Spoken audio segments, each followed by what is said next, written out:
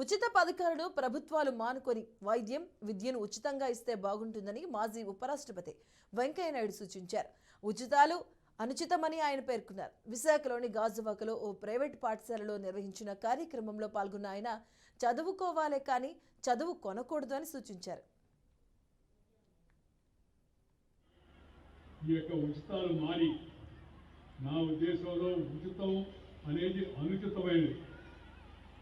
ఈ ఫ్రీబీస్ అంటారు ఏవాటికి నేను పూర్తి వ్యతిరేకం. కానీ రెండు విషయాలు అనుకోరు. ఏంది రెండు ఫ్రీబీస్ కావాలంటే మనకి ఒకటి విద్య చదువు, రెండు వైద్యం. అవి కానీ ఉచితంగా ఇస్తే జనానికి ఏ అవసరం కూడా లేదు. వాళ్ళు కష్టపడి సంపాదిస్తున్నారు. వాళ్ళకి చదువు మన పిల్లలకి, అలాగే అందరి కుటుంబాలకు వైద్యం, ఈ రెండు కానీ అందించగలిగితే జనం ఇంకేం ఆశించరు. ఇది ప్రభుత్వాలు గుర్తించాలని మనం చేస్తున్న ఈ ప్రభుత్వాన్ని కాదు, అన్ని రాష్ట్రాల్లో అలాగే దేశంలో ఉన్న అందరూ కూడా ఈ విషయంపై దృష్టి పెట్టాల్సిన అవసరం ఎక్కువ. పిల్లలందరూ మాతృభాష పట్ల ప్రేమ కలిగి ఉండాలి, మాతృభాషలో మాట్లాడుకోవాలి. దానికి పిల్లల కన్నా ముఖ్యంగా పెద్దలు దీన్ని బాగా గమనించి ఈ యొక్క ఇంగ్లీషు వ్యామోహాన్ని వదిలిపెట్టాలి.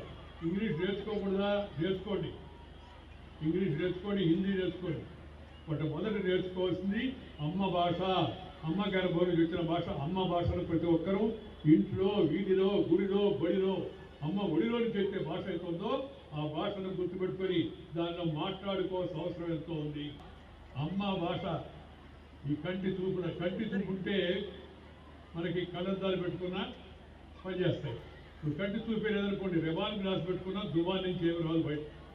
అందుకని అమ్మ భాషను ప్రతి ఒక్కరూ పరిరక్షించుకోవాలా, అమ్మ భాషలోనే మాట్లాడుకోవాలి.